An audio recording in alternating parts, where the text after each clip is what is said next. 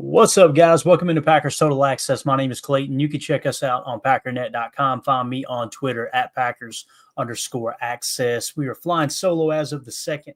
Tim and Jacob are on assignment. Emilio is currently sliding a trailer sideways into the neighborhood, I believe. He may be joining us here shortly. So hopefully everybody had an awesome day on this glorious Friday, as it is officially the weekend. I don't know about you guys and gals, but hopefully the majority of our listeners don't have to work tomorrow and you get to sleep in a little bit. That's my plan. But if you are working, maybe we can make it a little more tolerable with the pod. We'll try to keep you guys some content going over the weekend. Let's give a shout out to everybody in the chat real quick. We got Chris in the house, Daryl. We got the Monster Aggressor UFO. Always funny reading that name. United Bates, good to see you, buddy. Mountain Man Pack, Chuck Jaggers. We got too old for this. Everybody following in. Coach Lynn in the house, Mr. Larry. Appreciate everybody swinging through, making us a part of your evening. If you would hit that like button on the way in. If you're new here, feel free to sub to the channel. And if you don't like the show, just unsub on your way out. It'll be all right.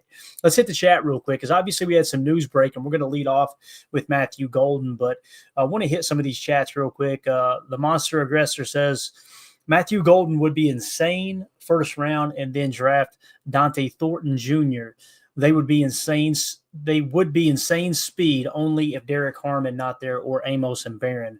We can get edge later. I think those are all great points. With Matthew Golden, he was a player that I was kind of on early. And since then, he's cooled off a little bit. We don't have a complete RAS, so that hurts him a little bit on our board, because, I don't penalize people who don't have a good RAS, but we want to give bonus to players who have a strong RAS and the players that compete, right? To me, that's a big thing. It really is. If you're willing to go out there and compete in these drills and try to increase your draft stock, I think that that's a positive thing. Like, hey, look, I'm not afraid to showcase my skills, right?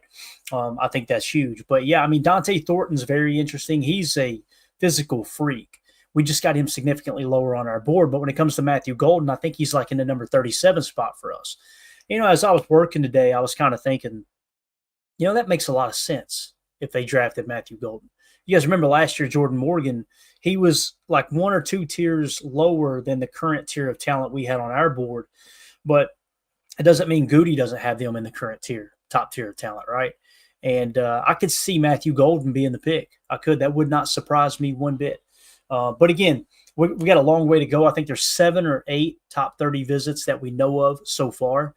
And this in no way, shape, or form is this saying Matthew Golden's going to be the pick at 23. But what it does mean is the Packers are taking a good look at him. And then when you look at where he's projected to go in the draft, which is something that Brian Gutekunst and the Green Bay Packers can't control, makes you think probably looking at the 23rd pick. And maybe they're trying to qualify him or disqualify him for that pick that high. So we'll get into that here in a second with a full scouting report on him. Chris, the casual in, says 5'11", 190, pass for my unprofessional opinion. So a little too small there for Chris. Mountain Man Pack says Golden is small, but there is a lot to like. There really is, man.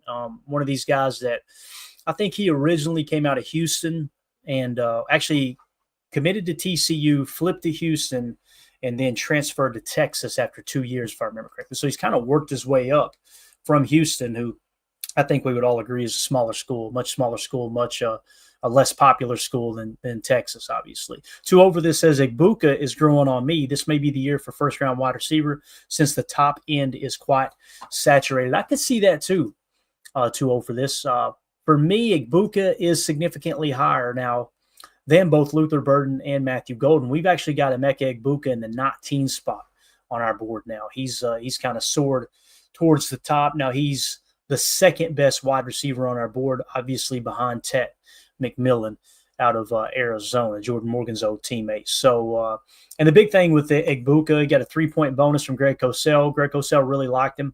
Obviously, it's not a 5 or a max 7, but a solid little bonus there. And then, of course, he went out there and competed, and the RAS is, a 9+ last I checked, and we'll do a final walkthrough of those RASs before we finalize the board as well. So it's going to be a little bit difficult keeping up with the chat. I'll do my best in here, guys, but we'll try to keep up with it. Mountain Man Pack says, I've seen Egbuka compared to Justin Jefferson. Yeah, and that's the thing about this whole, and not to take a shot at Chris. Chris isn't the only one that feels this way. I feel a little bit different about it. This whole, a receiver 5'10" or 5'11" is too short. Now I know JJ's, I think, quite a bit taller. I want to say he's 6 foot or maybe 6'1". I could be wrong there. He might be 5'11", but what it comes down to, how many times? Let me ask you this: when it comes to height, how many times last year did you see a receiver not make a play and go, damn, if he was just an inch taller, he would have made that play? I can't think of one, right? And I know it sounds silly, and I'm being a little bit dramatic in that question there, but that's just how I see the game of football. Now, if you've got two prospects that grade out in the same tier on our board, and one is 2 inches taller than the other, heck yeah, go with the taller dude, right? But when you got a player like Egbuka who's significantly higher on our draft board, I'm not going to take someone who's taller than him, who's graded lower, And again, I'm not saying our board is perfect. It's probably the farthest thing from it. Although, boy, there's a lot of data in this thing this year. It's exciting to see how it's come together. But that's just how I look at the wide receiver position. What I seen was, could players get open, right? That was an issue against man coverage. And we've seen drops. Those are the two big things for me going into this year when you're looking to snag a top receiver. If you decide to do it in with the 23rd pick, or you end up going for a Trey Harris or a Jaden Higgins, which is why we were so big on Jaden Higgins, is low drop percentage, pretty good against a man. Trey Harris was dominant against man, albeit minimal snaps, but still dominant against man. And his drop percentage was still below that 8%, which has kind of been deemed as, hey, that's that cutoff point, right? So, yeah, that's just that's kind of how I look at it. So, Chris says, I'm on a YouTube commercial right now. It's literally 2 minutes long. WTF. Telling you, boys, YouTube Premium's worth the price of admission. You can listen to stuff in the background, close your phone out. No ads. I'm just saying, it's well worth it. So I can't stand ads either there, man. All right, let's dive into the topic tonight. One of the topics, and that's Matthew Golden. Obviously, the Packers reportedly schedule a top 30 visit with Texas wide receiver Matthew Golden. We've seen rumors last night, and I kind of held off going, I want to make sure before we start putting content out about it. And then, of course, Easton Butler confirmed it, and that's the dude. That guy has been so spot on. He always waits until we got confirmation. He never jumps the gun on that stuff, and obviously got a great deal of respect for him. So here we go, Matthew Golden. Let's dive into the scouting report here. It says, so the Green Bay Packers have reportedly scheduled a top 30 visit with Texas wide receiver Matthew Golden, according to sources cited by ESPN, marking him as a prime target for the 2025 NFL Draft.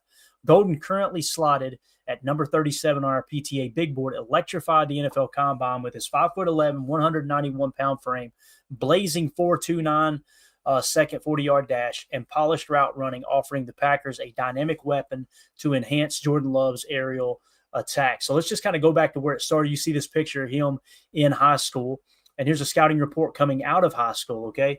A four-star recruit from Klein Cain High School in Houston, Texas. Matthew Golden entered the 2022 class as an electrifying talent at 6 foot 185. You're going, whoa, you just said 5'11". This is how these things roll. Coming out of high school, they're typically, it's funny, when they come out of high school, they're at their tallest. By the time they leave college, they're at their shortest. By the time they finish the combine, but it is what it is. He boasted elite speed, clocking a reported 4.4 second 40. So he ran a 4.4 reportedly coming out of high school, which is really impressive because obviously the college training staffs get their hands on him and increase that speed as much as they can. His senior film showcased contested catch prowess, crisp cuts, and yards after catch elusiveness, earning him a number 15 ranking among Texas prospects and number 43 nationally among receivers per 24/7 Sports.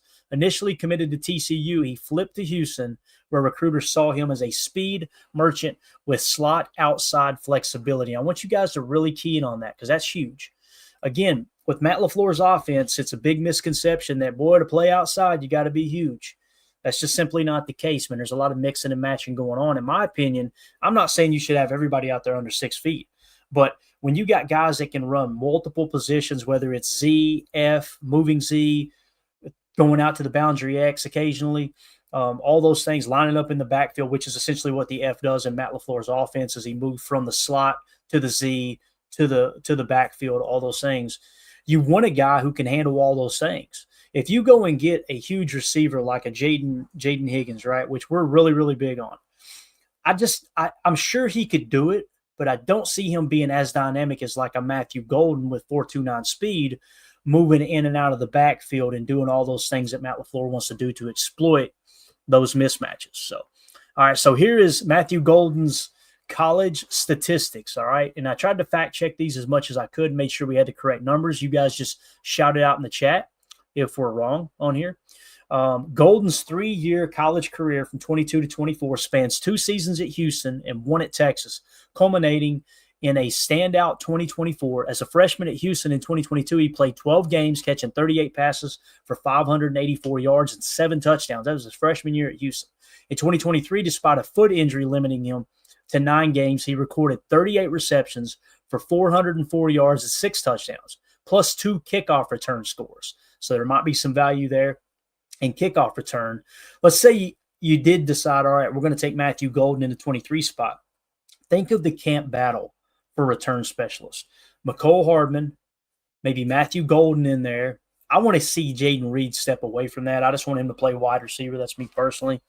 Also, Keyshawn Nixon, right? You got a multitude of players, and I imagine if your top returner goes down with an injury, you still feel pretty good about that room, obviously. So the fact that he had 2 kickoff return scores is huge, earning second team all Big 10 or Big 12 honors as a returner. Transferring to Texas in 2024, he erupted for 58 catches, 987 yards, and 9 touchdowns in 14 games, earning second team all SEC honors.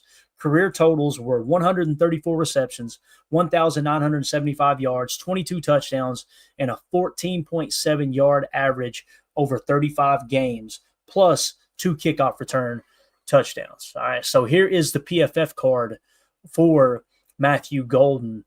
They've got him at 6 foot 195. We'll talk about the actual measurements here in just a second. In 2022, he graded out a 65.3.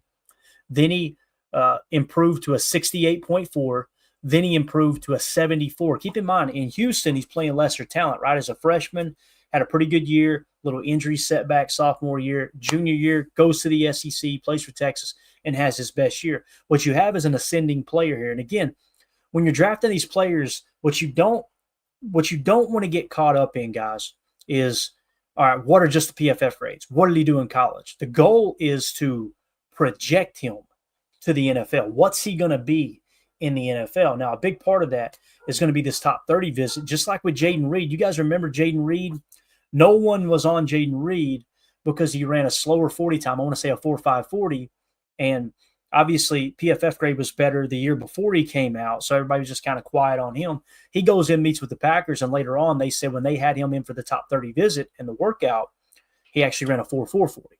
So those things matter. Now, if we were to play like, negative Nancy here, Matthew Golden could go in there after running a 4.29, and the Packers clock him at a 4.4, and that could lower his stock a little bit, right? You got to look at both sides of the story there. So again, the other thing I want you to key in on down here on the bottom right is the people that think he's just a slot receiver.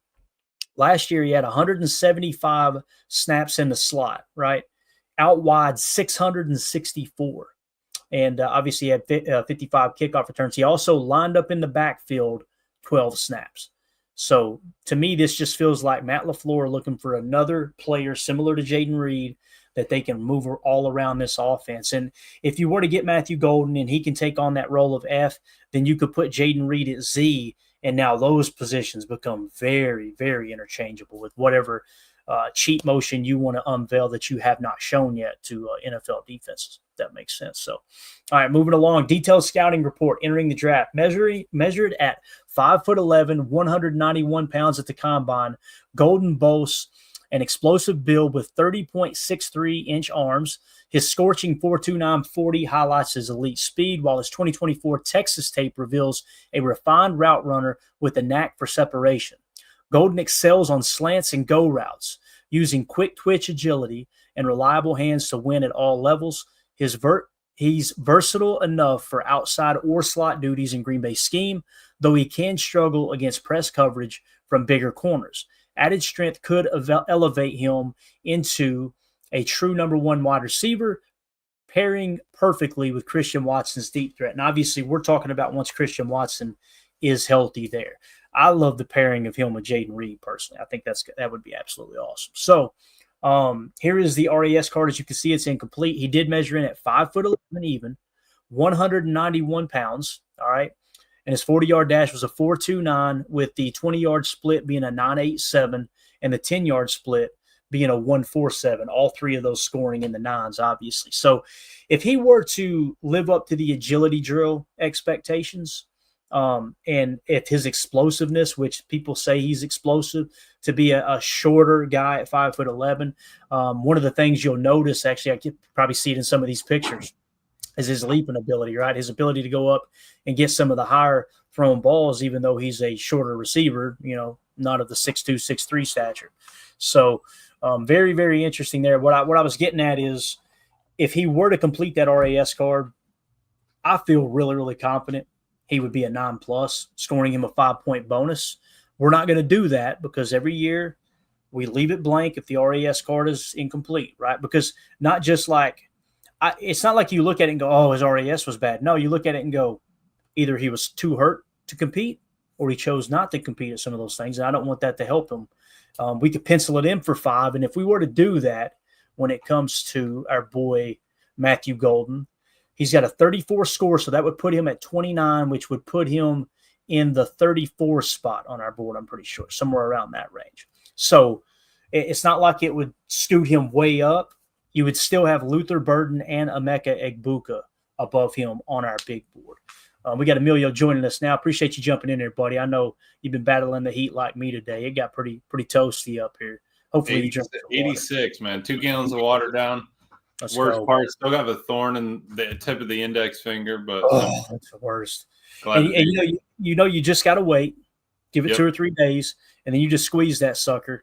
And it finally comes out, man. Absolutely. That's the worst, especially those tiny ones, man. When you're trimming up those briar bushes. Yep. The barberry, just get rid of it. Go ahead and just yank it out yourself. Exactly. Continuing on here, we got injury and character concerns. Golden's durability is solid but not spotless. A foot injury in 2023 at Houston ended his season early, missing the final 3 games, and a tweaked ankle in 2024's opener versus Colorado State limited his early snaps at Texas. He rebounded quickly both times with no chronic issues reported.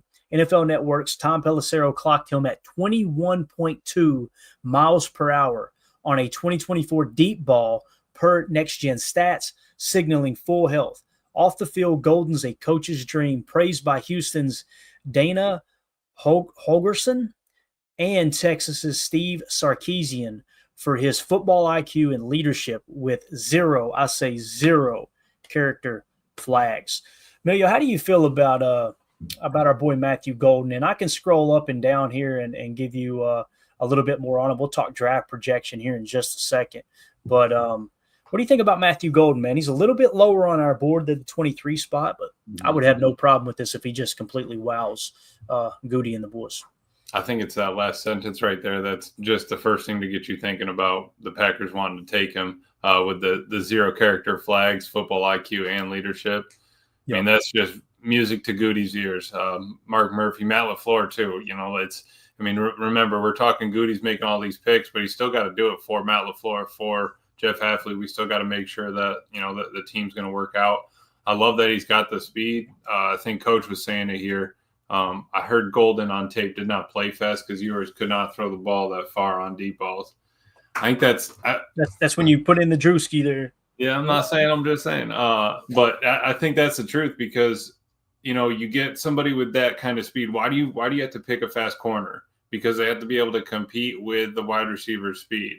I think 4.2 got Goody's eyes on him. You know what I mean? I don't think that it's anything beyond. He could care less about his height. If the dude was 5'7", all right, tell me. But if he's 5'11", just give him 6. Whatever Jaden Reed was, if that clock read 4.2 when Goody timed him in Green Bay, I think he's on the board. Top 1, 2, 3 picks. I would think if it kind of falls that way, maybe if he slides back, picks something up like y'all did last night on the draft, still grabbing him. I didn't even think about that. Still grab him a little bit later, maybe still in the first because they wanted to move back up for Christian Watson, right? So you wanted to maybe get that 5th-year option. Let's just move back a little bit, save just a little bit of change, get that extra 5th year, and grab an extra pick while you're at it. That's a great point, man. I didn't even think about it. Like, what if Goody trades back 5 picks and make this pick would make a little more sense, and you pick up an extra 3rd or extra 4th? Man, that would, and maybe they still feel like they get their top guy, like one of their top guys, right? Because here's the reality too. We don't know how Goody has these guys graded and how his scouting staff has them graded. They may have Tet McMillan as a 2nd-round pick. They may have Emeka Egbuka and Luther Burden as a 2nd-round pick. This might be their top graded receiver, and they may have a early 2nd, late 1st grade on him. Right. So at 23, maybe you do trade back. Like, these are the things that we don't know, and it's why I try not to subscribe to the people that are, oh, that's way too early. Oh, we don't know, guys. We don't know. Like, we don't know what the board looks like. And here's newsflash. The Packers board probably looks totally different from all other 31 other teams, right? So it's like, that's why I try not to speak in like definitives, I guess is the right word. I try not to speak like, okay, this is the finale. This is it, guys. This is exactly what this guy is. And it does drive me crazy when other people do it, and that's why I always say I am not a scout. I'm combing through the info just like you guys. What I like to do is try to find a few people who have scouted throughout their career, find someone like Greg Cosell who's broke down film for 50 years, 40 years, whatever it's been now, and say, all right, let's let them do the work. Obviously give them credit and go, all right, let's use their information, right, and now let's build our board. So yeah, because same with DJ. I mean, you get a look at Golden, you see what he likes about him. He thinks that he can be, the thing is they said that there's probably no number ones besides McMillan, right? We talked about that. T-Max, I think that if you're getting Golden, you also don't want to, maybe we don't want to reach if Goody thinks that. Maybe he doesn't. You get that number in his head. Hey, he liked Christian Watson's speed, willing to get him in the 1st round after we already took a 1st-round pick. Hey, I don't put it past him at all. I think you're weighing your options of, do we need a D lineman in the 1st? Do we need a wide receiver corner? All those 3 and which one it's going to be. It's just about production. Who's going to fit well in the team? Yeah, Coach Lynn says Golden has to work on his release package, but other than that, I like and appreciate that little scouting tidbit there, Coach. I know you got an eye for that stuff for sure. Deadfish says, little does Clayton know the Packers are using the PTA board. If the Packers are using our board, you're going to get a top receiver next year because we're going to be picking in the top 5. Yeah, right. Yeah, they're a member of Patreon while they're at it. Yeah, they got access to the board. Maybe that was I'm not even going. Oh yeah, that other one. That might have been Goody that jumped in there. Yeah. I'm trying to figure out who it is, but it is what it is. Hopefully it doesn't offend anyone. I can't control what people put their name as in the Patreon group. I'm just saying. There's one in every village, though. There's no doubt about that. So, all right. So moving along here with Matthew Golden, draft projection. Golden's draft stock has skyrocketed into 1st-round territory, driven by his 2024 Texas explosion with 58 catches, 987 yards, and 9 touchdowns, and a combine-defining 4.29 40. Once a day 3 sleeper, his number 37 ranking on our PTA big board now aligns with 1st-round buzz. ESPN's Jordan Reed ranks him number 6 among receivers and number 53 overall, while CBS Sports' Chris Trapasso slots him at 59, but his trajectory points higher. The Packers picking at 23 could snag him to bolster their passing game, though teams like the Falcons, who are sitting at pick 15, or the Steelers at pick 19, which, by the way, the Steelers had Jackson Dart in for a top 30 visit. I want 31 quarterbacks to be drafted in the 1st round is what I want. Number 19 might jump earlier for his speed. A high floor wide receiver 2 with wide receiver 1 upside. Golden's too explosive to slip past the 1st round's end. So let me ask you that. Do you think he'll go in the 1st round as we button up this Matthew Golden talk here? That's tough. I feel like the defense is super high. There's a lot more high intel on the defensive side of the ball this year in the 1st round. I would say that I would say there's a possibility he goes in the 1st, but it's got to be after 20. I wouldn't see him going before then, just because there's so much. I feel like there's so much other talent that people are going to want to dive into. But hey, you really never know. I mean, it could be a crazy day, And, it could be 5 receivers go right before us and all right, we're taking our D tackle. I'm glad we did the work on that. It's you really don't know. I think that's why you bring it up. That's why we look at the visits, who'd they talk to. All right, check. Did they go on a visit? Check. All right, are they a captain? Did they do anything on the side? All right, check. And if we can get those to line up, those are the winners. But you have to do that work, or else you're not going to know. If you only say, all right, I'm only going to look at wide receivers because that's what we're getting in the first round, we're going to be upset when we didn't look at James Pierce or something like that to get us through. Absolutely. And some of these guys that maybe aren't top 30 visits, there might be a handful of them they feel really good about. And they're like, there's no reason for it. He checks the box. Yeah, we're good. Yep. Put him over there in the check category. We're fine. We got to hammer out. I got questions about X, Y, and Z over here. Bingo. All right. So there you go. Matthew Golden again in for a top 30 visit in Green Bay. We'll see how that shakes out. Now, I thought, Emilio, since we were talking Matthew Golden and that's the most recent top 30 visit, why don't we go ahead and jump into a little wide receiver room talk pre-draft? Does that sound good to you? Love it. All right, so what we're going to do is we put a little article together, and I tried to do this as quickly as I could earlier. Hopefully the numbers are correct. I went through and tried to fact check everything, but you guys call out anything you see. I just said, hey, wide receiver room pre-draft here. All right, that's the title. I said, let's take a deep dive into the Green Bay Packers' current wide receiver room as of April 4th, 2025. The Packers have built an intriguing group of young pass catchers over the past few years, and their wide receiver core has been a topic of much discussion. In spite of quarterback Jordan Love battling 3 different injuries in 2024 and the receivers fighting through significant drop issues, the Packers still finished 4th in the NFL in passing. Think about that. And that is in averaging an impressive 8.1 yards per pass attempt. If you hear some of the fan base talk about the passing game, Emilio, receivers, Jordan Love, you would think they're bottom third. We finished 4th, right? 4th. With 8.1 yards per pass attempt. And I like breaking that down just like points per play, things like that.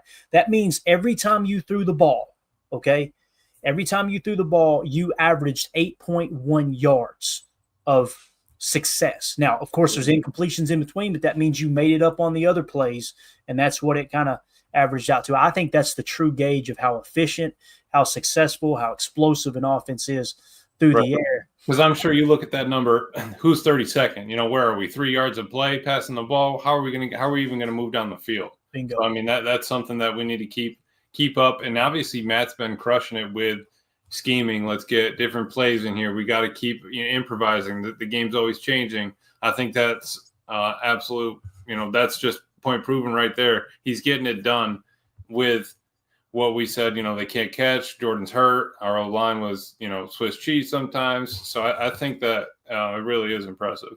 Yeah, definitely. Deadfish says, this draft seems deep at wide receiver. I'd rather the Packers wait until the second round to take a wide receiver. I'd like either Higgins or Harris, talking about Jaden Higgins or Trey Harris. If Golden fell to 54, I'd be okay with him there. There's nothing wrong with that, Deadfish. Nothing wrong with that at all, especially if it means in the first round you get a Walter Nolan or a Derek Harmon. Emilio, there's people sleeping on Walter Nolan, bro. And I'm telling you, mark my words, we're going to look up in a couple of years and go, I'll be damned.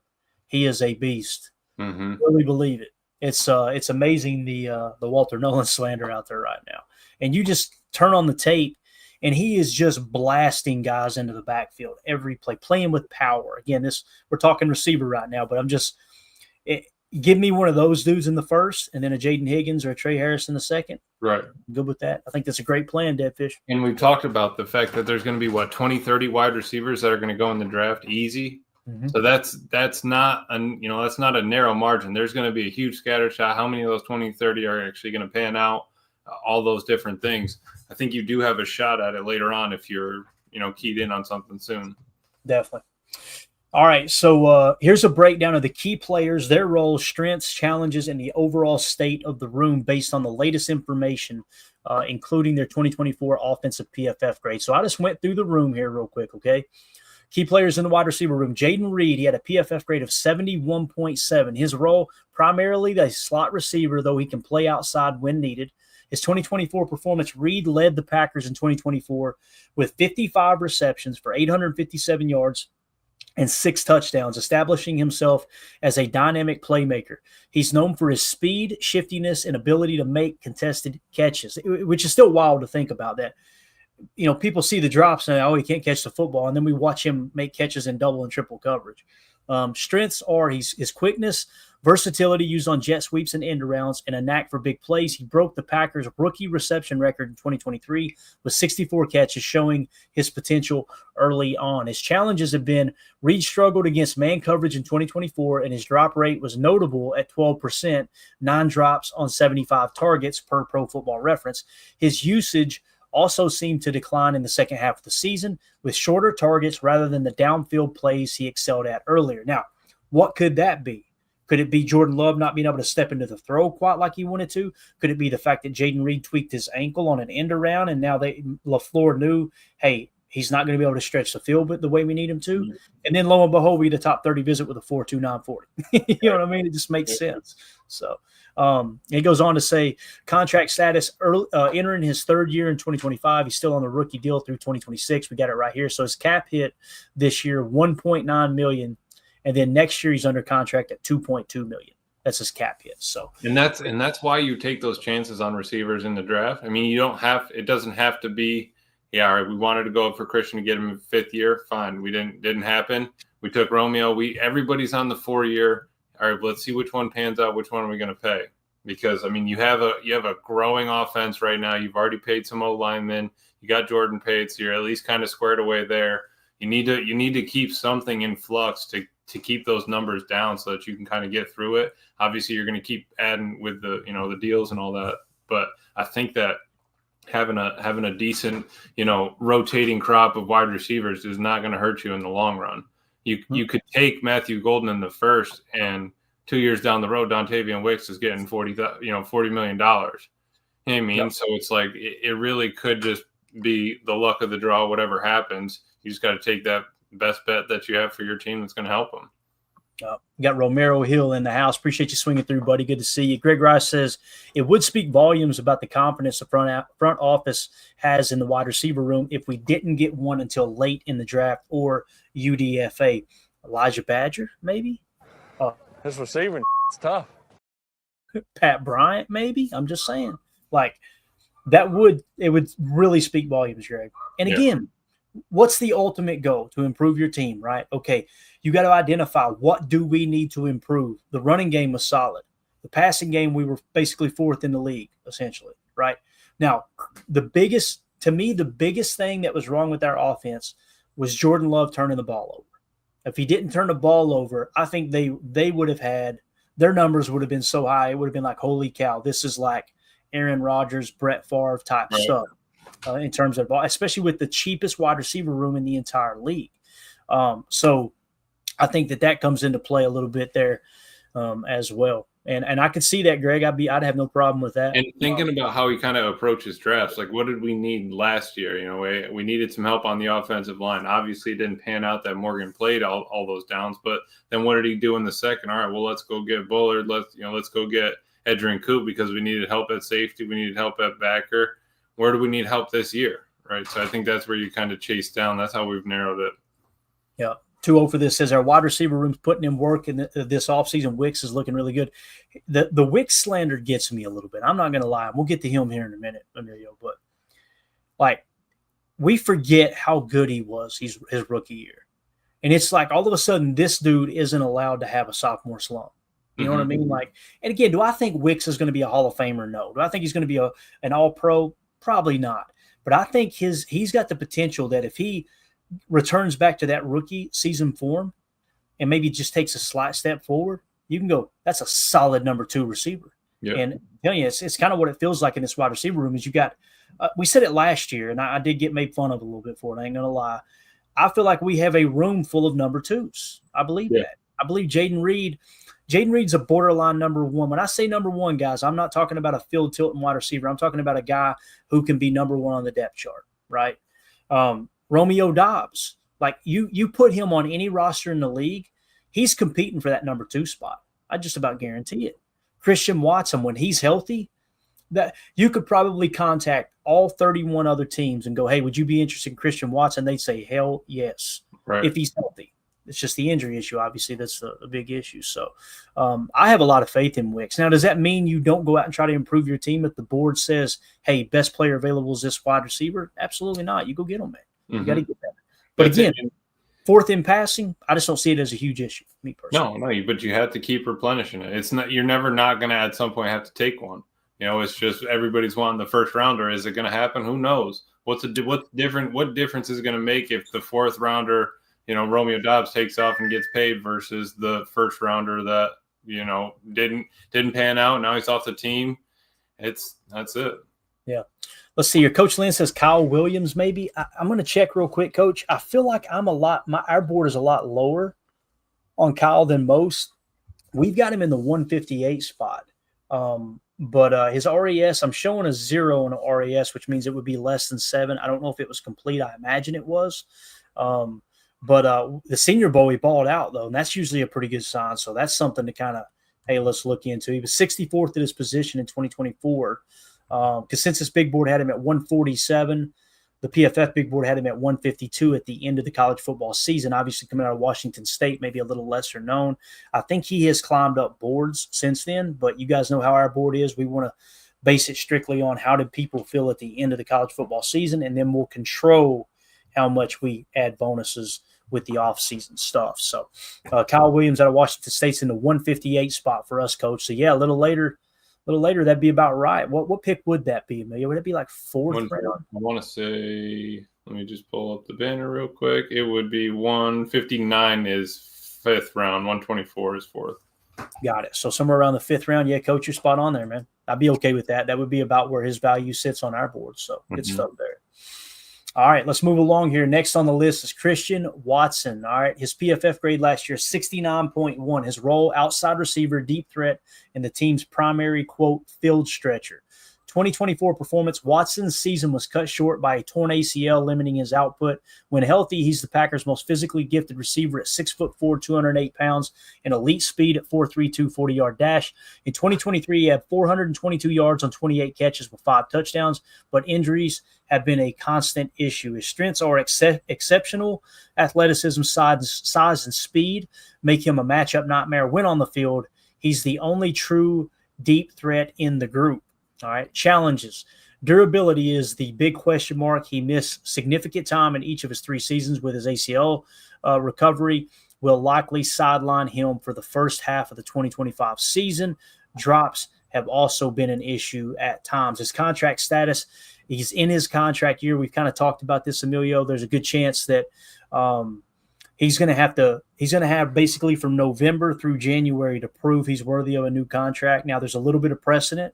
The Packers seen enough of Rashawn Gary, on a short schedule after he came back from his ACL, and they said, "Not afraid to pay him there." Yep. So there's a little bit of that there, but do I think coming off an ACL, playing for just a month or two, is going to get top wide receiver money?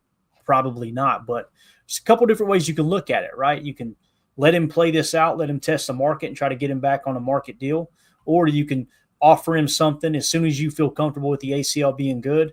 That's maybe very team friendly, and he'd look at it and go, if I tear an ACL again, I'm screwed. Maybe I should take this $20 million in guaranteed money that they're offering, right? So, what do you think about Christian there? Obviously, I wanted to include him on the list because it's important to understand he's coming back in November most likely, and he's already been on the treadmill too, posting videos.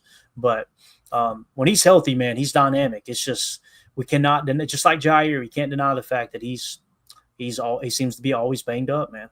Right. And I think that's, one thing, obviously it's going to hurt him in the contract talk. I think it'll, help the Packers. If that's something that hangs up the number, I mean, I would be happy if Christian Watson was, get that man paid enough to keep him happy. Let's make it work for the Packers. But you're right. He's dynamic on the field. When we wanted to get him in the first round for a reason. Goody likes him. It's not that we don't want to keep that frame, that speed around. I think we just kind of need to work on, hey, you watch my back, I'll watch yours kind of thing. We need to get this team put together. Do you want to be a stable piece here in Green Bay?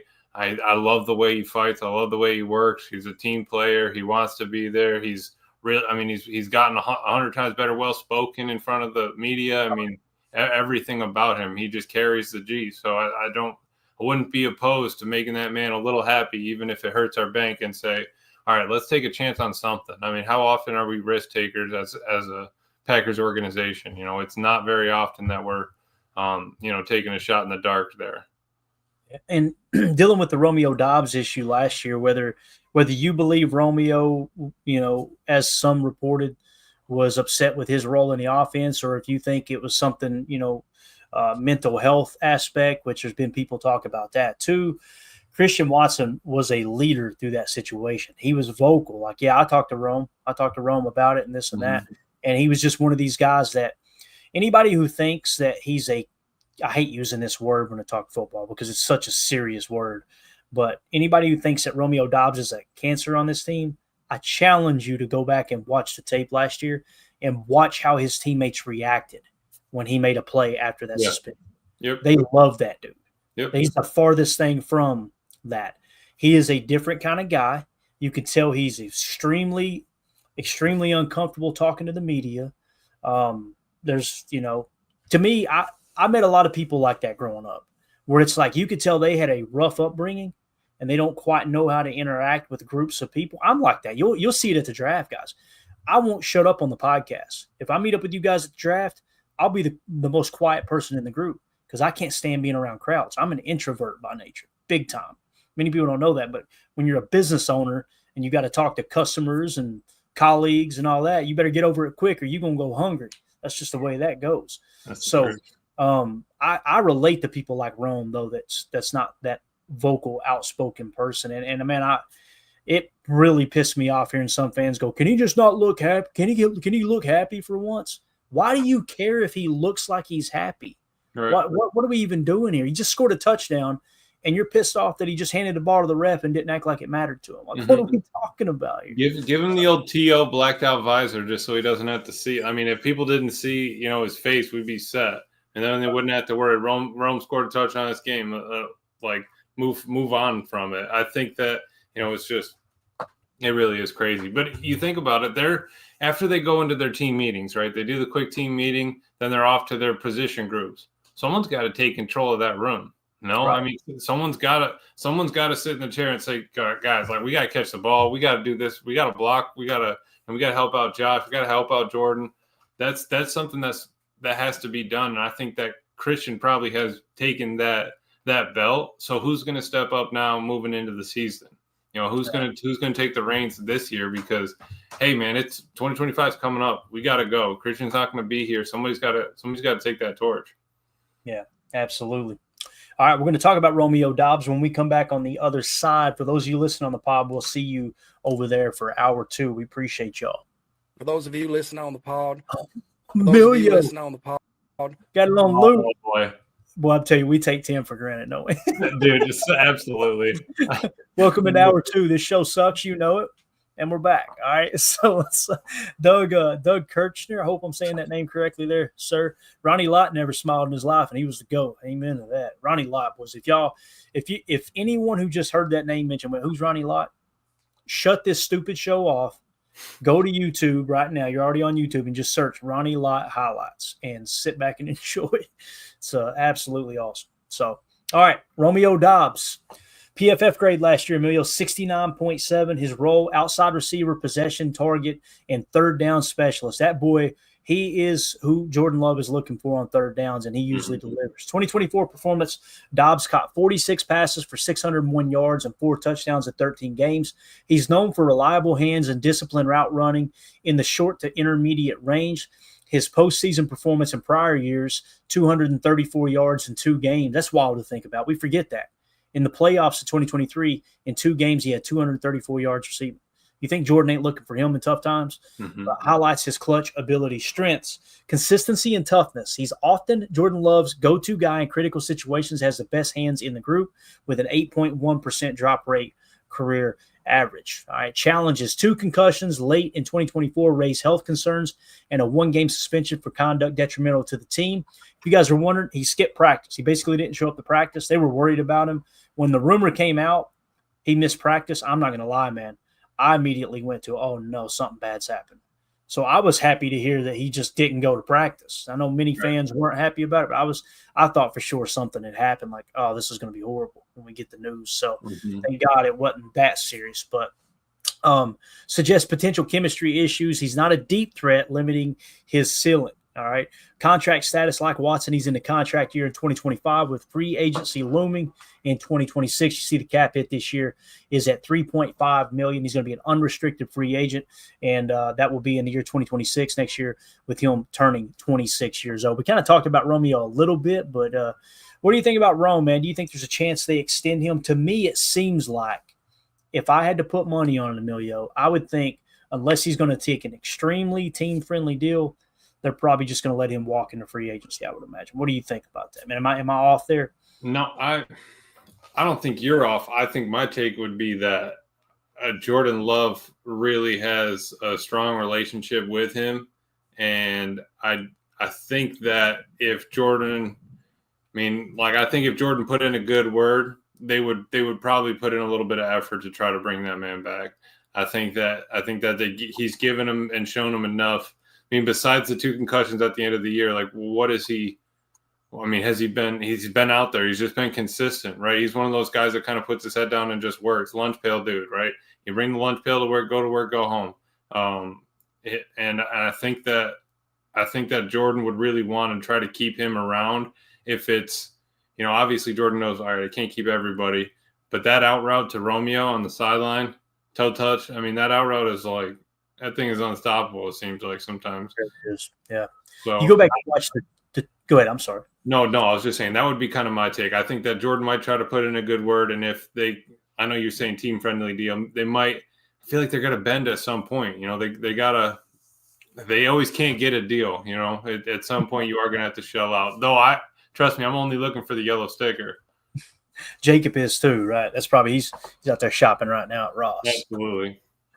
2-0 for this says, until the concussions kept happening, I was sure they were going to extend him. Yeah, that whole this is like, they might trade him, blah, blah, blah. That went real quiet because I'm telling you, it was like the first game back, he got the majority of the targets. You remember that? Nope. And it was like if Matt LaFleur was pissed at Romeo Doubs, like, I don't want this guy on my team, do you think they would have marched him out there and gave him all of those targets? I think he's a pretty key part to the offense. He is, yeah. Yeah. As Greg Rice says, no call, no show is big, but if the coaches are good with it, yeah. And that was the big thing. I seen Coach Lynn said it was 2 days.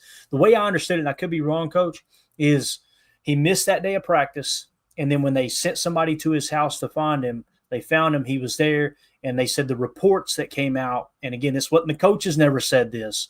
This was what was reported, right?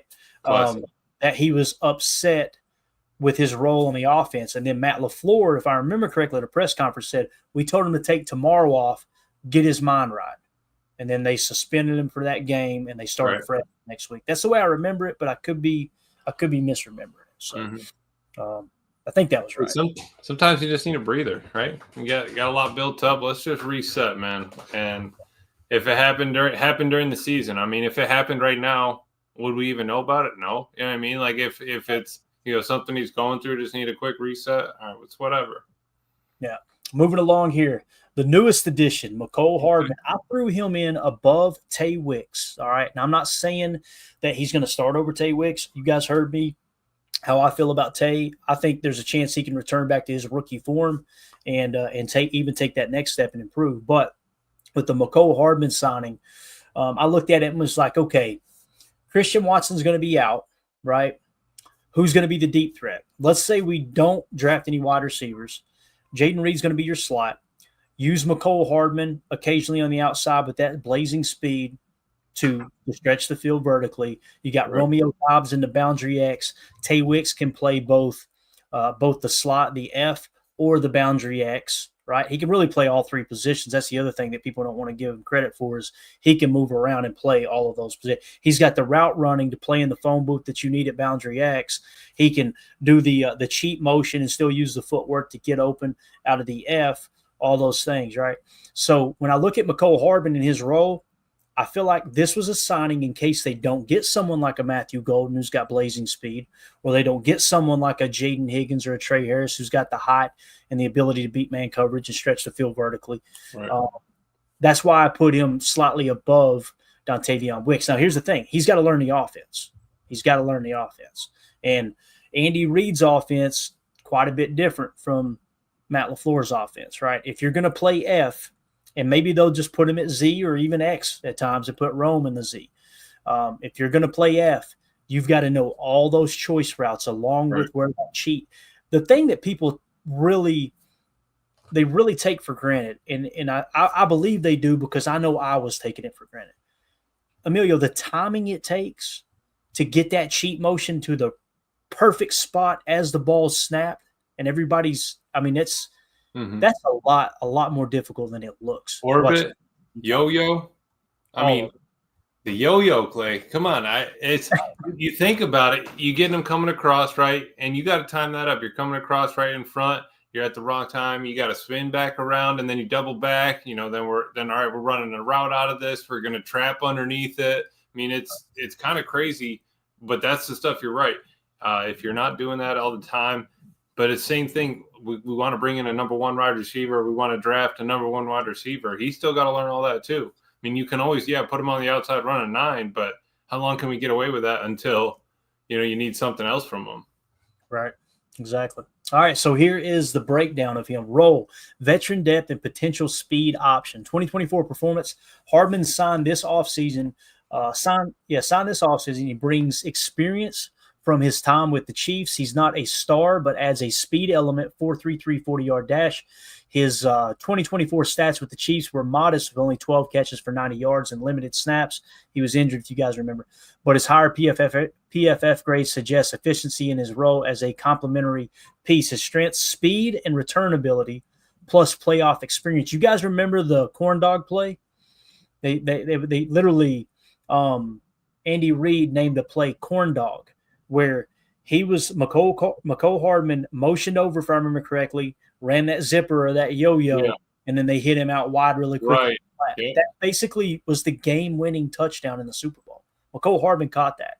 So, obviously the injuries were a challenge last year, but he has that playoff experience. Catching a game-winning touchdown in the Super Bowl is not just it was an easy catch. No, that's ice in your veins type thing. Exactly. Yeah. And I think that, Clay, let me ask you this. Taking or signing a 4-3 guy, does that put us more in the boat of, all right, we need to potentially replace this with another 4-2 guy, looking at Matthew Golden? Like, are we picking him up to put him at the, the floor of the room? Or does taking a 4-3 guy in free agency open us up to the lengthy, tall, quote-unquote man beaters if they're, bigger body type guys? Yeah, I think when you look at the tape from last year, what you seen was Matt LaFleur realized real quick, all right, Jordan got hurt in week 1, right? Right. So listen, we got to really lean on the run. We got to press into this running game, right? So they went that route. And I'm trying to think of like some of the passing concepts, the majority of them. I don't remember a whole lot of them just dropping back and bombing that thing deep. Now, against Philly, one of the 3 interceptions that Jordan Love threw, and I seen earlier people were someone said something about, the wide receivers were kind of paraphrasing. The wide receivers might have been the reason we lost to Philly. We lost to Philly because Jordan Love threw 3 interceptions, if I remember correctly, and we fumbled the opening kickoff. Like, I don't look at that going, boy, if we had a good receiver, that wouldn't have happened, right? But one of those interceptions, what I was getting at was they were hitting home with the pass rush. Nobody was open. They were literally stressed. They were begging us to throw it deep. Jordan, unleashed a dot. I thought it was a perfectly thrown ball. I think it might have been to Tay Wicks, I believe. And the DB just made it outstanding. Kind of down the seam there? I was thinking it was on the sidelines of when I was thinking. All right. Yeah, I remember. Because I just remember the corner, and I think it was Tay Wicks as he went to adjust to the ball. The corner literally last second just gets his hand around and it just stuck right in his chest. Yep. Right. And you like to see Tay go up and play defense there with the DB being in position. As I'm sitting on my couch eating Cheetos, I'm talking about a split second decision the wide receiver should make, of course. So, but yeah, just so to kind of answer your question, I think with Jordan being healthier, Mecole needs to be that guy to take the top off. And again, I think Ryan Schlip hit the nail on the head with his take on this. This Mecole Hardman signing isn't like we got our guy. Right. It's, hey, if the draft doesn't fall just right, we're okay. As opposed to, boys, we've got to really reach and make sure we get that receiver. Yep. So that's kind of how I see that. I love it. Yeah, no, I think that's a great point because you don't want to put yourself in a corner. Why would we box ourselves in a corner if we didn't need to? If you're fine, if you're happy with Mecole, all right, let's get him in here, sign him 1 year cheap deal. We're good to go, move forward. And we still have guys that aren't even on an actual contract right now. We got the rest of our rooms on a rookie deal. If we go take another one in this draft, we're going to have another one on a rookie deal. We'll just rotate out the next two. You know what I mean? It's just a rolling average, basically, of those wide receivers. You just keep it moving. Right. And again, I'm running everything that we're talking about with the receiver room. The reason I want to do this is because it gets me thinking, like, okay, what am I missing here? Let's step back from draft for just a second and let's look at the wide receiver room. What exactly is going on? And the thing that I'm running through that filter every time is we were 4th in the league in passing. We don't need to go out there and try to be the first in the league, right? Yeah.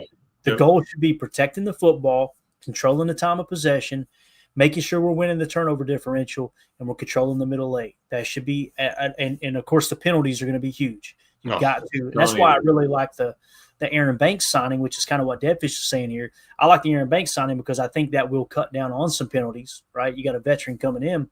With the addition of Banks at guard, I think we're going to lean on the run this year too. I could see that totally. See that. The penalties, Clay. You got me. I mean, that was what I was screaming about for like 5 weeks. Can we get it under double digits, please? I mean, please. We need to. And I think that having to lean into the run last year really can help the team moving forward this year. All right, hey, we know where our base is. We know what we can do. We've kind of gotten, maybe skimmed down on the zone a little bit. We've gotten a lot more gap, power. Let's bring, Brooks in motion. Let's kind of get a leader in there. We still have a little split flow. But let's lean on the run, base it off that. That way you can get Jordan under center.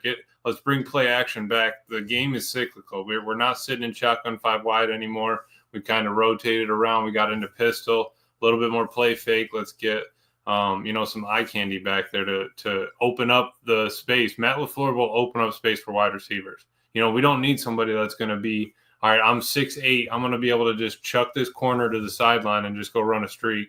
Or I don't need a 5'6" dude that can run 100 miles an hour. Let's just get him into space, get him the ball, let him do work with the ball in hand. And we had Christian Watson, and we didn't try to do that. We weren't just bombing at every play, right? We threw a drag route to him, and he took it 60 yards, and Blankenship got cooked. You know what I mean? You take what the defense is giving you, man. Yeah. Greg Rice says, I hope 8, talking about Josh Jacobs, can get more yards on less touches to lighten his load. I do not want to run him into the ground. I think that's a great point, Greg. It's a great point. We got to protect him because I think this team, do you remember how many games we won? Somebody help me out. I don't look at the end of the year and go, what were the end results? How many games did we win? I can't even remember. Was it 10, 11? I think it was 11 maybe. I want to say 11, but I honestly don't remember either.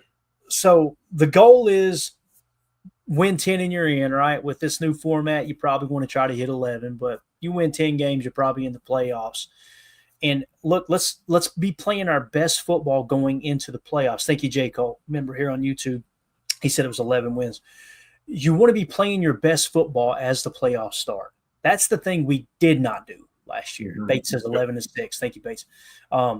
So, that's something. And isn't it wild? We got off to, I felt like, a fairly fast start last year compared to other years. I know we lost to Philly week 1, but boy, oh boy, Malik Willis came in, bang, bang, bang, bang, bang. We just kind of took off, right? So we started a little better last year, in my opinion, even though we dropped week 1, but it seemed like we tapered off down the stretch, right? I found myself at the end of the year going, man, this team's not playing their best football right now. And that's not where you want to be going into the playoffs, especially with Jordan battling injuries, things like that. But the other thing I want to say with what Greg Rice said there on Josh Jacobs, I think we will take some of that load off of him, Greg, because now Jordan Love's going to be healthy and we can run more of those wide zone boot action plays, right? And get him out on the edge and run him a little bit too. That's going to take a big load off of off of Josh Jacobs, I think. So, and all this taken, Bates said here, lost the last 2 games going into the postseason. That's exactly what you were saying there. That team's not looking great going into that to the dance. I mean, that's where it comes down to. You got to be playing your best ball or at least climbing up to it. But I think that's a great point that Greg was saying there with 8. And if we can, get him more yards on less touches. All right. At the same time, all last year we got Tucker Kraft turning into truck and cheese. You know what I mean? So now we got a dude down there. Okay, we didn't know that before. All right, I feel like a lot of things kind of opened up our eyes when we lost Jordan. All right, hey, we need to figure out our O-line. How are we going to handle this? All right, we need to get our run game hammered out. All right, check. Let's get a tight end that we can throw the ball to in case Jordan comes back and he still can't move. All right, check. Tucker can take it 60 yards or give him a screen, get the ball in his hands and go. Okay, let's figure out what our wide receivers are doing. We're still working on that. All right, fine. Let's work on it in the offseason. I think it's just kind of the way they're moving. Yeah. J. Cole in the chat says, Marshawn Lloyd will be important at running back this year if we don't want to run JJ into the ground. We're getting him back. Feels like an extra draft pick. It really does. Yeah. Extra third-round pick at that. Deadfish says, Marshawn, y'all are thinking just alike, Jay. Marshawn Lloyd being healthy can be a big help to Lightning. Aids load. Completely agree. All right, moving on to the next wide receiver here, Dontavion Wicks. He graded out a 65.1. Boy, you'd have thought the way the fan base was talking about him, he graded out as a 40, Here's what it says. Rotational outside receiver with some deep threat potential. 2024 performance. Wicks led the team with 76 targets. I repeat, Dontavion Wicks led the team with 76 targets, catching 39 passes for 415 yards and 5 touchdowns. His efficiency was elite in 2023 with a .48 EPA per target, 6th in the NFL, but in 2024 was marred by inconsistency.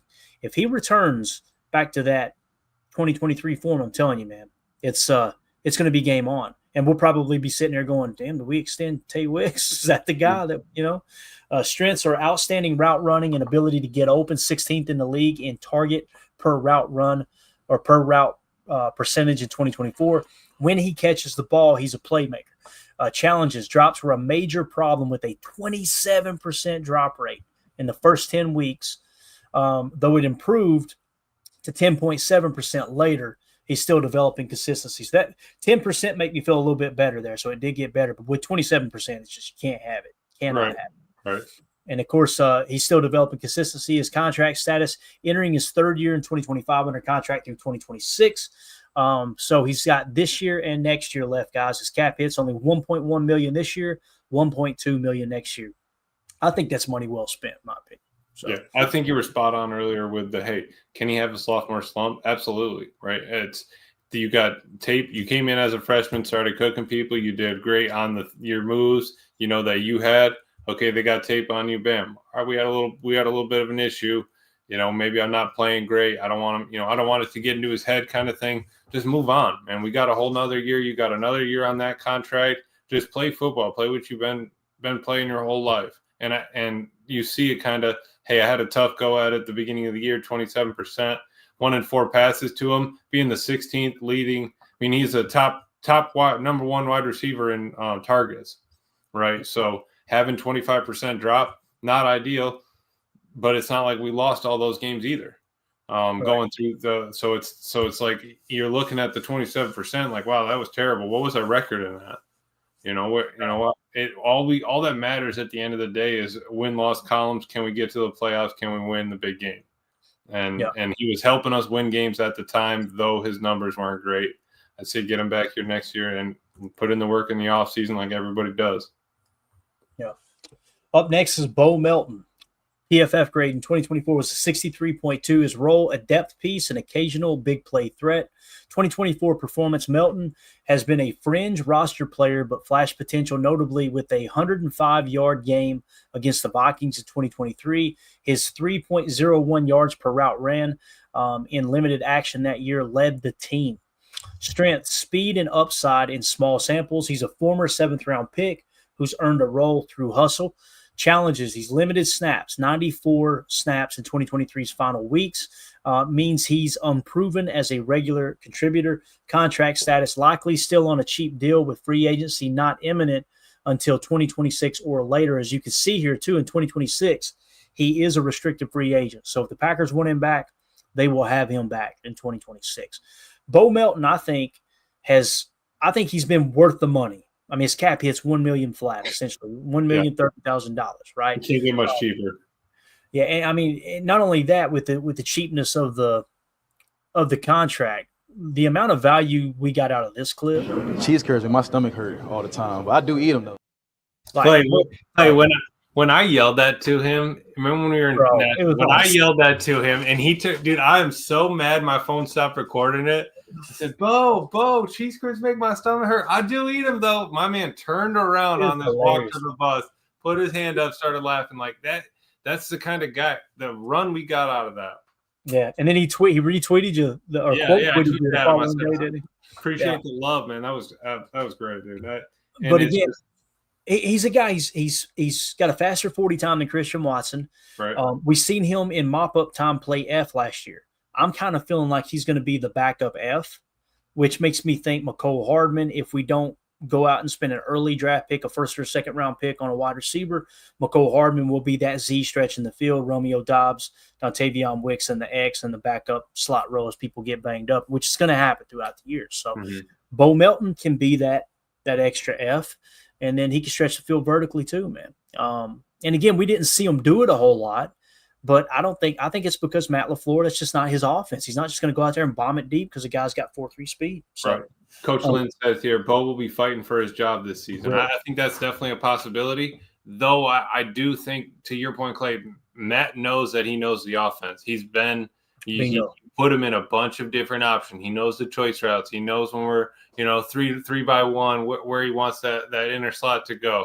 We want him on a climb, tornado route, whatever. I think that kind of knowledge is going to help Bo. If all else, if his athletics don't help him, hey, he still knows that we can put him in as flyer. Who's going to be the backup? How quick is Mecole going to learn, or if we draft somebody type? Yeah, Coach Lynn says, does he play special teams? Let me tell you this. Oh, I can't remember how much special teams he played, but on Madden, first move I make in the depth chart, he going to kick return. I'm telling you, we take it 99 all the time. Wasn't he a gunner on punt return or on punt? It makes sense. I'm pretty sure he's a gunner on punts. I'm pretty sure he gets a lot of run at special teams. Yeah. So, there we go. Let's see here. 2-0 for this. Bo is always right at the catch point on punt. Yeah, there you go. Punt pro, gunner routes. Good stuff, man. Good stuff. All right, next on the list is Malik Heath, 62.9, as we call him, water cooler on here. Right? His role, special teams contributor and depth receiver, 2024 performance. Heath played 264 offensive snaps as an undrafted rookie in 2023, catching 15 passes for 125 yards and a touchdown. If you guys remember, the touchdown should have been the game winner against the Giants if we didn't go press man the following drive there, and Keyshawn got cooked. And then all of a sudden, everybody was saying, we need to play more aggressive press man. We're nowhere to be found in the Twitter mentions that next week. Yep. That's a story for another day. Strengths, he's a willing blocker. Look at that, Amelia. I did not put that in. The AI generated that. They said he's a willing blocker and special teams value, 71 snaps in 2023, more than all other receivers combined. So, yes, he is a special teamer. Challenging, limited receiving production, and not a dynamic athlete. So, when you hear that, you think, okay, but he's got 4.3 speed, right? Just because you run 4.3 speed in a straight line doesn't mean you're extremely dynamic. Like when you look at Mecole Hardman and how he moves, you see, how he can be dynamic. Yeah. Same thing with Jaden Reed. Like when you see Jaden Reed, especially his rookie year on the jet sweeps, man, it looked like everybody else was in slow motion. Right. Christian Watson is one who's got it. Like when you heard, who is it? Big Play Slay, right? Darius Slay said, boy, when you think you got the angle on him and he outruns you, you know that boy fast. Like it's like, I played this game a long time, and I know I've got this angle, and all of a sudden he's pulling away, and I'm like, what the hell is going on here? Few people can break the angle speed barrier. You know what I mean? That's having that kind of breakneck speed is unreal. The straight line wide receiver, the go-to thought for me is Clifford Franklin in the replacements, Clay. You know what I mean? Dude has absolute lightning speed. Cannot catch a loaf of bread. We need to get stick him on his hand. I mean, and he's over here. That's a straight line receiver that can't do anything. I don't think Malik is that, because you get him in there, you get him in, digging him out, playing that special teams. And, maybe some guys aren't super agile, but sometimes you need a goon in the slot. Sometimes you need somebody that's just going to go crack some skulls. Absolutely. I'm telling you, man, every team needs a couple goons. Right. Get a chance. Go back and watch the Bulls in the 90s and watch Dennis Rodman just go out there and just troll people and be a goon. It's just, man. You get a lot from corners, right? You get jars, you get that sort of, your head. Sometimes you get a crazy linebacker that just wants to just level anybody that comes across his path. But sometimes you need that on offense too. If you're not going to get it from, a specific lineman or anything, we need a little bit of strength on the outside. Definitely. So in terms of his contract with Bo Melton, obviously his cap hit this year, $1 million flat, $1,033,000, restricted free agent as well. So what does that tell you about the last two we just covered? Bo Melton and Malik Heath, right? Restricted free agents. Like we're in good shape there, man. We're in good shape. You can get both of those guys back for pennies on a dollar next year. What it comes down to. So, and they already know the offense. That's a pretty high floor in my opinion. When you got guys grading out in the 60s and in around 65 range for a wide receiver, a couple wide receivers who are going to be basically back on probably a $1.5 million contract, you feel real good about the basement. And you've basically raised the floor a little bit. Yep. Now what we need to do is try to raise that ceiling, and whether it's Tavion Wicks takes the next step, Jaden Reed returns, back fully healthy from the ankle. Christian Watson, if he arrives in November and he's the same Christian Watson taking the top off. Oh, by the way, if you land a Matthew Golden and a Emeka Egbuka, a Jaden Higgins or a Trey Harris, some of these receivers we like a lot. Pat Bryant maybe a little later, or Kyle Williams, like Coach Lynn was saying. That puts you in a really, really good spot, man, in my opinion. And again, I'm running all this through the filter of not coming through Twitter going, damn it, we need another one receiver. I'm running through the filter going, boys, we were fourth in passing. Yeah. So we all calm down, please. Yeah, no, seriously. Please. I mean, that's exactly it. I said it after the Eagles game, Emilio. Like when we lose a tough game, I don't get on the post-game show and let's just complain the sky's falling. Let's argue with people in the chat. I come in and go, what happened? Why did it happen? Mm-hmm. Why did it happen? We got one injury at left guard, and the offensive line went all to hell in conjunction with the kick returner fumbling the opening kickoff return and our quarterback throwing 3 interceptions. Really 2, because that one was, boys, we got to take a shot sooner or later. Everything else ain't working. Right. So if you get Jordan to clean up the interceptions, you went and signed Aaron Banks to help shore up the offensive line. By the way, Jordan Morgan will be healthy now, so it's already going to be, in better shape. What you've done with that free agent acquisition is you don't have to reach for an offensive lineman now in the draft. Like we were talking about, remember when we were doing the early mock drafts? We were always, man, we got to get an offensive line first round probably. That was why the Eagles kicked our ass, right? And then you turn right around and you sign Aaron Banks. Now you go, okay, we back off that. Wide receiver, you sign Mecole Hardman. We don't have to get crazy at wide receiver. Let's let the draft come to us, right? I really like where we're at. So, and I see what Goody did now is what I'm saying, Emilio. Like absolutely. With the offseason moves. Absolutely. And to the point of the receivers coming out of the draft, what still sticks with me is Goody saying, hey, these guys are coming out, are more ready to play than ever. All right, well, we picked one up in free agency that we know, we have a baseline. We know what he can do. Zipper, flyer, return specialist, all that stuff. Okay, these guys coming out, which one's going to be the best for this team? What if we don't even end up taking one? What if it's just UDFA sign a couple and we just use the draft picks on something else? I mean, we really don't know. What if they're just super happy with the receiver room and we're good to go? I mean, that's the crazy thing to think about. It really is. Coach Lynn says 4th in passing with a bunch of drops by all our wide receivers and tight ends. I mean, just imagine if they clean up a third of the drops. You're probably sniffing top 2 in passing now, right? Yeah, that's the reality of it. It's a great point there, Coach. All right, let's wrap this up here, man. Overall state of the room, strengths. The Packers wide receiver room is young, deep, and versatile. They don't rely on a single wide receiver one. I love how I put it in parentheses. I didn't even have to do that. They know what's going on out there in the Packers Twitter world, but rather a committee approach which keeps defenses guessing. Reed's playmaking, 71.7 PFF. Watson's athleticism, he had a 69.1 PFF. Doubs' reliability with a 69.7 PFF. And Hardman's efficiency, 72.8 PFF. Give Jordan Love a variety of options. The group's unselfishness, running routes to clear space for others, has been praised by Love and offensive coordinator Adam Stenavich in 2023. They had a different leading receiver each month, showcasing their balance. Now, I want to say this. I remember talking in 2023, Emilio, about the route tree that Romeo Doubs was running. It was I was watching tape and cutting clips for Chalk Talk, and I'm like, every single play they're asking him to run a go, and he's not coming out of the game. Guys, that's not fun. So if Rome's was complaining a little bit like, hey, can we switch? Can I get some? Can I run the crosser or the dig or the climb route? Right. I'm telling you, I felt bad for him. I'm like, how is he doing this?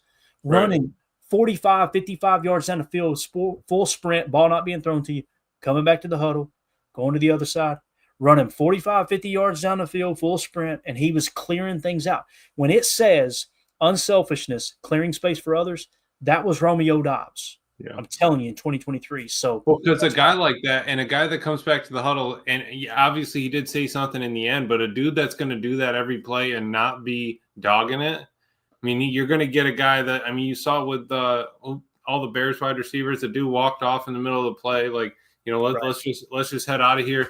Romeo is going to run that.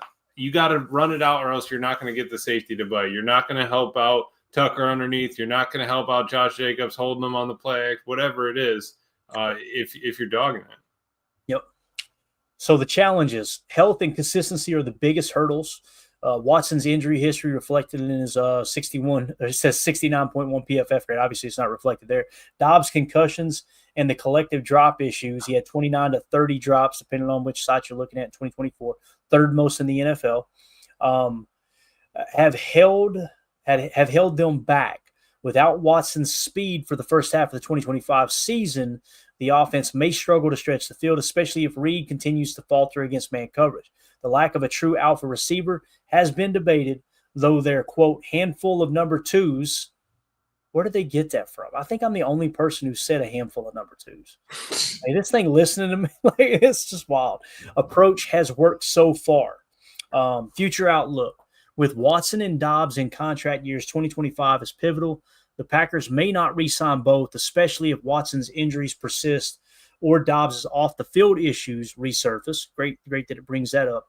Reed and Wicks are locked in through 2026, providing stability, but the team could look to the 2025 NFL Draft for a long-term addition. Likely on day 2, given their history, no first-round wide receiver since 2002. How cool is it to pick this up? Names like Iowa State's Jaden Higgins at 6'4", 214, 4'4", 40 fit their mold of big, productive receivers. Guys, here's the guy. The way that Grok works, it kind of adapts to you as you go, and I'm letting him know, I don't care about those stats. I'll tell it. Don't need those stats, Grok. Kick them out of here. Let's focus on what the hell matters. And the fact that it just interjected, this is the first time I've read this, by the way. I literally threw it together and tried to clean it up a little bit and then put it on a Patreon. The fact that it picked up on Jaden Higgins, I think Jaden Higgins might be a Packer, boys. I don't know. I'm just saying. And if it happens, I'm going to be paying for some repairs at the Airbnb because Tim can throw something through the window. It's going to get out of hand if that's the case. Oh, man. All right, final thoughts. The Packers wide receiver room is a fascinating mix of potential and question marks. They've exceeded expectations since trading Devontae Adams in 2022. I would agree with that. But 2025 will test their depth with Watson sideline and 2 starters nearing free agency. If Reed can clean up his drops, Wicks can find consistency, and Dobbs stays healthy, this group could take another step forward. Notably, the Packers have shown interest in bolstering the position through the draft, with 2 of their 8 top 30 visits this offseason being wide receivers, Texas Matthew Golden and his Longhorn teammate Isaiah Bond. How about it picking that up?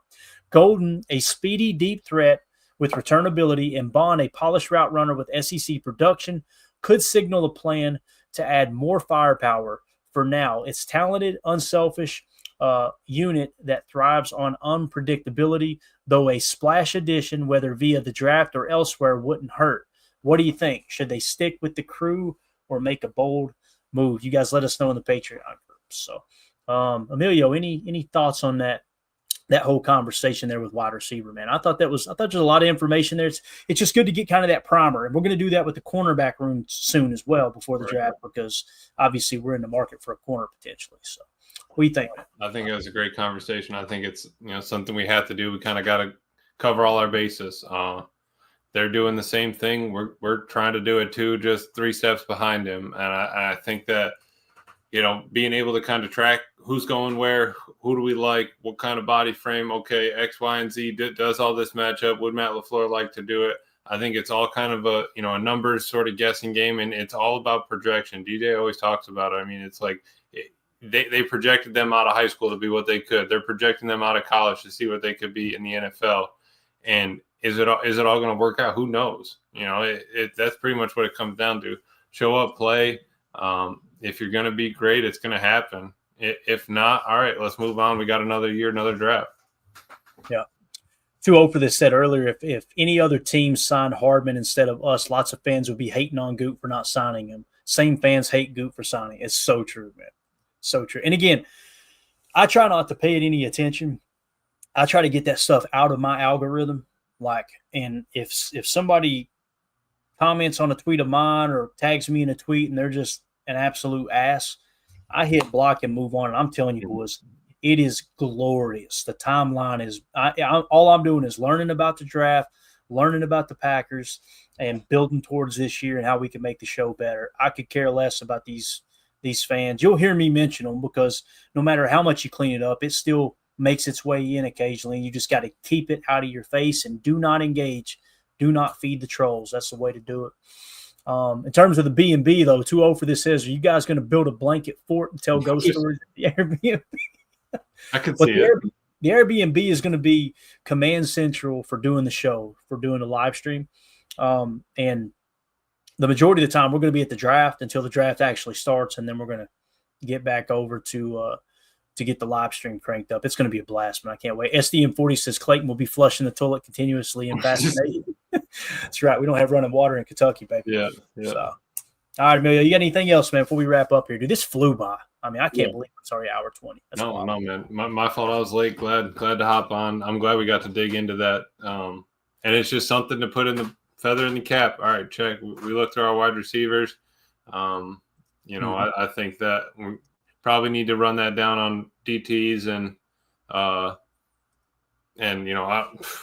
I don't know who else, corners maybe. Kind of just get an eyeball, see where we're at, and then go from there. Yeah. And again, if you guys want to join our Patreon group, it's where you can find that article and everything else that we do. You can get access to this draft board that we're putting together, which has got, you see all the information. This is the most in-depth draft board I've ever done, thanks to the help of Emilio and the input from the guys. You guys get access to all that, $3 a month. You got everything on the site. It also gets you entered into giveaways. We're going to be giving away an autographed Javon Bullard rookie card tomorrow, donated by Jazambi, one of our loyal listeners. So make sure that you're a member of that, at least that $3 tier. Let's say by midnight tonight will be the cutoff, and we'll get you on the Larry McCarron pinky wheel there. Spin that sucker and see if you win an autograph card tomorrow. We've also got several others coming up too. A rookie card signed, Catano Ladapo, a rookie Sean Ryan card signed, a Bo Melton signed as well. We got some jerseys coming up, just a way for us to give back to those who are supporting the show. J. Cole says, I asked this earlier, but is Isaiah, how do you say that? Isaiah Nayor? Nayor? Is that Nayor. how you say it? Yeah. Nayor? On your board. I'm sure he is. If he's not, we'll add him in for you. But I want to give you guys a quick glimpse before we look for Isaiah Nayor. Look how many people are on this board this year, guys. When I started doing the big board, 150. I started the big board back in 2019. And I'm like, I'm just going to do 150 prospects.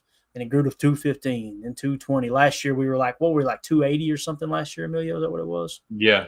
I think it was just shy of 300. We were talking about that. I think you were just shy of 300. Look at it this year, guys.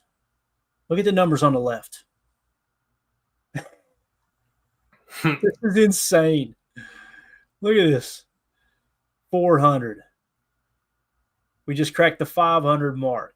And we got to add some information. We're up to officially on the board 552 prospects. That's unbelievable. What did Ryan say on his pod the other day? There's some sickos. Some psychos over there with 400 or 500 people on their board. I don't know. I just couldn't do it. Like I was those just cracking psychos are on your network, Ryan. Yeah, I was like, oh, my bad, Ryan. That's on us here. Oh man! All right, last thing here, and we'll get out. Let's look for this wide receiver. I'm assuming he's maybe he's not a wide receiver. Yeah. Let's see if we can find him. Isaiah Nayor. Yep, we got him now. He's in the 480 spot, but we're lacking a lot of information for him, Jaco. Obviously, wide receiver out of Nebraska, I believe, is who you're talking about. The reason he's so low, in 2024, his PFF grade, he was 734th at his position, and the PFF big board at the end of the year had him at 243. The consensus big board didn't even have him on the consensus big board at the end of the year. Emilio, can you – actually, I'll do it. I think he did score like a 9.99 or a 10 flat. We have him as a -6 on the RAS, so I believe he did have a 10.0. I just don't know if that's updated. Gotcha. To the current number is all. And I'm going to look on the consensus big board real quick, and let's see if he's officially on the consensus big board or not yet. Give him a number that would help him out a lot. Running up, being the not -6 there, he had a 10.0 RAS as of last number. I think that's obviously something you got to take into consideration. Ooh, looky here, Emilio. He peaked at 208, but he's currently 276. So let's put a 276 in, all right? I like it. All right, let's see what it jumps to. So his grade is a 482 before this. He just jumped to 411, right? So if we resort it here, Isaiah Nayor is now in the 470 spot. Bam. That's how you get up the board, baby, just like that. That's it. And I'll see if I can run down his RAS and see if it is complete. Because, like you said, we were trying to get some of those guys in here. Want me to get some extra information in for them. As soon as it loads, I'll get it in. You got anything else you want to hit on as it's loading there? No, I was thinking. I had it. No, well, I was listening to Mike Wall a couple days ago. I don't know if it's 100% right what I was listening to, but I think he was saying something along the lines for our O-line, like bringing in Banks. What if we have Elton and Banks at the 2 guard spot? You have your 2 tackles, and then you just bring in your center and move forward with it. So, hey, I wouldn't rule it out because we're looking at center, right? Like with the whole Jacob Bayer thing, right? If you got 2 solid guards that can help him on either ear, I was like, dang, that me bringing it up was just like, dude, that kind of got me thinking. We've been, all right, Elton's the center moving forward with our life. We got to keep that open as a possibility. So Isaiah Nayor out of Nebraska is a 990, so we got to drop that down to a -5. All right, that's okay. Any nothing crazy. He didn't slide a spot. Yeah. So listen to this RAS, Emilio. 6'4", 218 pounds, a 38-inch vertical. His broad jump was 1101, scoring a 987. His 40-yard dash was a 4.4 flat, scoring a 942 with a 20-yard split of 255. And it looks like the 10-yard split was a 156. So that's around the 790 grade. So it's obvious that he's got that top end speed. Probably 6'4", he's probably got stride length, right? Maybe not as quick feet. And he had an okay agility, actually a good composite agility grade of a 4.27 shuttle and a 7.003 cone, both scoring in the 6s. So physical freak. Hey, that's a nice pull there, Jay. We'll keep an eye on him, man. You never know. He might get invited in by the Packers at some point. To the best of our knowledge so far, he has not been. The Packers have not met with him up to this point. But, right. So there you go. All right, guys, we're going to get out. We went over a little bit, but listen, the chat, you guys carried us tonight. We really, really appreciate you guys and gals hanging out with us. If you would, hit that like button, hit subscribe for us. If you're also on other platforms other than YouTube, if you're on YouTube, make sure you're following us on Twitter at Packers_access. If you're on YouTube and you're on Rumble, but you're watching on YouTube right now, hop over to Rumble, follow us there. We've got the largest Packers content or Packers page on Rumble, which is really cool. And then of course X. If I'm being coached, I've got a couple people coaching me on doing the pod and stuff, and they're like, Clayton, got to stop going live on X. Just post your YouTube link. It's costing you revenue. It's costing you subscribers on YouTube, which therefore is not boosting the algorithm to the max. But, man, we've always got a lot of people watching on X. Like right now we got 146 people watching. I don't want to pull it out from under their rug if they don't use YouTube. So if you guys are on X, I'm going to keep it up on X, but do me a favor. Just hop over to YouTube and subscribe to the channel. Feel free to like the video or whatever. Share it with your friends. That would help a lot. So I want to keep that. Does that make sense, Amelia? Like I don't want to just whip that out from under them. Right. At the end of the day, I mean, we're going on an expensive trip to the draft, and I just dumped $3,000 into a laptop that's going to be able to power everything. So it is what it is, right? I'm not going to sit here and BS you. I'm not hurting, right? God's been good to me. Business is going great, but my wife's looking at this going, is this a business venture or is this just a hobby? What are we doing here? So,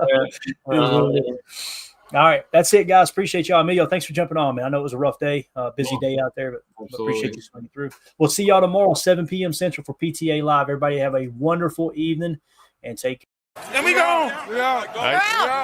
Bye, guys.